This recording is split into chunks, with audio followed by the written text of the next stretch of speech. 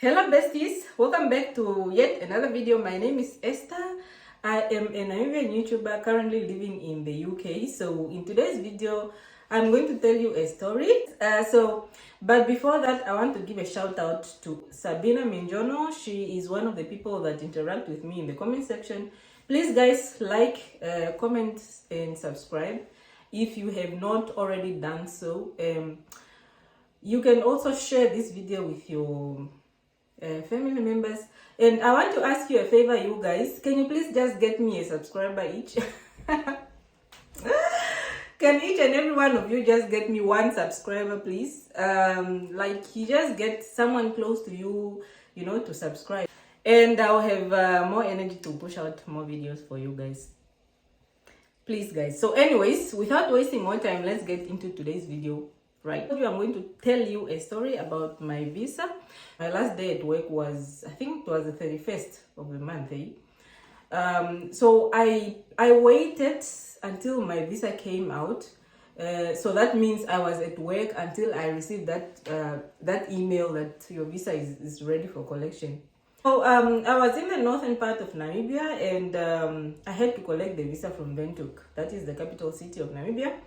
And so I planned very well to travel. When I traveled from the north, I already said my goodbyes to my mom, to my sisters, to my family.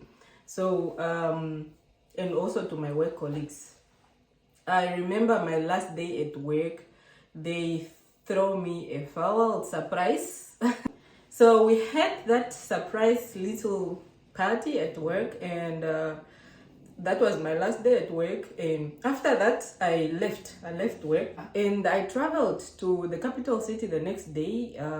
So I went to the visa application center that morning. Very hopeful. I mean, I already know the visa is there, but honestly, I didn't know that something was wrong with this visa. I entered the office, and then they checked for my visa. It's there. They gave me my envelope, my travel documents actually, my passport. So I didn't open it in the office. I just got it and put it in my bag and walked out of the office. I was like, okay, I'm so excited. Like I couldn't wait to, I just couldn't wait to open it and see what is inside there, what they did to my passport, what is happening.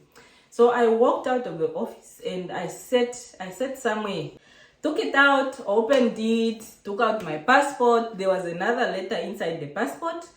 I read that, and it's talking about the BRP collection, where to collect it, and all that. All right, I put that aside. I opened my passport.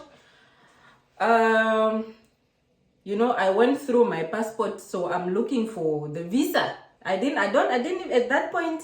I didn't even know what it looked like, what it is actually, what a visa looks like actually. So I kept paging my passport and paging, and then I saw that stamp. I saw that stamp written UK visa immigration, what, all my details are there, and I started reading it in details. Reading details, my name. I checked if my name is spelled correctly. I checked nationality. I checked, all the details. All right. So when I checked my birth date, oh my God, that's where now disaster struck. So when I checked my birth date, I was like, oh my God, no. My birth date was wrong, you guys. Oh, I was shattered. I was like, so what is going to happen now? What is going to happen now? I've already resigned at work. I have left home already. I've packed up everything. I was ready to travel already. Like I was ready, because once you get your visa, there's nothing else you're waiting for. You're just waiting to board that flight. So my birth date was wrong. I'm born on the 18th of August. And on the visa, it showed like 12th of August. Oh my God. I was just like, where did this error come from? So because like my agent helped me to apply, but all the details were correct. Is the mistake just came from the home office themselves. I was so disappointed that day. I was so disappointed. It's only the date that was wrong. The month and the year is correct, but still, it didn't sit well with me. I didn't know what to do, so I turned back, like right there, right away. Went back into the office, the TLS contact office, and I told them my visa is having a wrong birth date, and I needed to submit it back for correction. All right, so we can just leave it, so we can send it back to South Africa. Man, I was so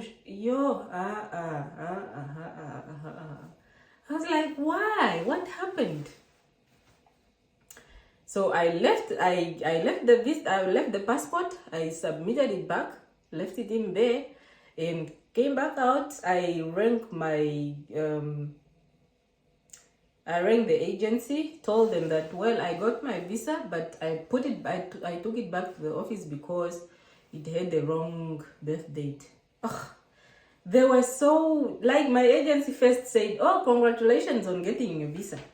And then when I had to break the news that I took the visa back because it's having a wrong birth date, they were like, oh. So now my agency was telling me, no, you shouldn't have taken the visa back inside without telling us first. I was so disappointed. I was now disappointed in myself for, taking the visa back inside without, calling my agency. Maybe I could have traveled with it, or maybe not, I don't know.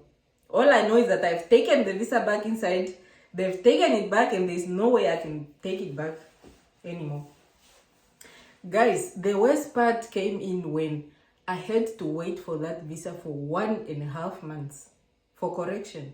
Remember, the visa only takes less than 15 working days, right? For it to be processed and, But when I took that visa back for correction, guys, it took 1.5 months for it to come back.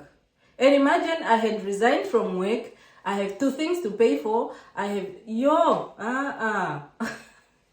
it was just a mess. So it came to a point where I had to be like calling the visa office, I was calling South Africa, I was calling UK. What is going on? The visa just came back for correction. So what is going on now? So what is going on? A lot was just going on in my head. Like I was thinking, okay, so did they revoke it? Did they find something wrong with it and they are not giving it anymore? What is going on? I want to swap up Mund just to stay there and wait for my visa. So I waited week after week, week after week, week after week. I'm just waiting for that visa to come out. I've been, there's no number to call. Even the TLS contact office, application office, there's no number. There's no one you can call there. So it's like now I've been sending my nephew to go and check every week. Like every week I'd send him to just, go and check if my visa is there. And we just got tired. Like we just literally just got tired of even checking. Until I think 6 weeks after, that's when now when I sent my nephew to go and check, he told me no, the visa is there. But I did not even receive an email to tell me that the visa is there. And traveled from Swakopmund that day. And also my agency, when I came to now pick up the visa and, scan it and send it to my agency, they sort out the flights and, the accommodation. And the bad thing is that my colleagues, people from my cohort, when we come abroad, we come in cohorts, in groups. They had already traveled on that, like we were supposed to travel in August, actually. We were supposed to travel in August. So they traveled before me, and they traveled like 3 weeks before me. And then they started the OSCE inductions. They started everything. And I was here waiting for my visa to be corrected. Whew. It was a mess, guys. When I finally arrived to the UK, now I had to be quarantined for 10 days. the thing is, you don't really know what will happen to your visa. You don't know what to expect until you get it.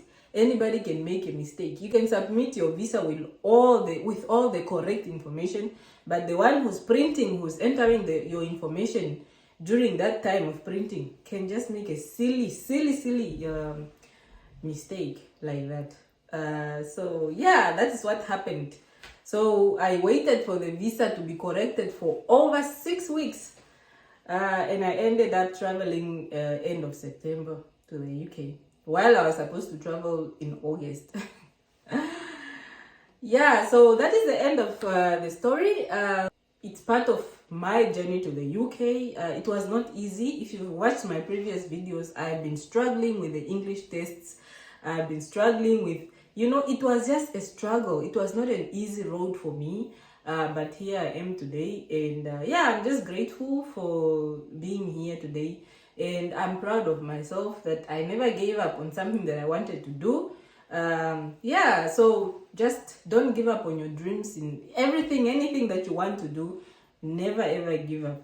All right, so that's it. I am going to see you in the next video. Stay tuned for more videos. I love you all. It's a bye for now.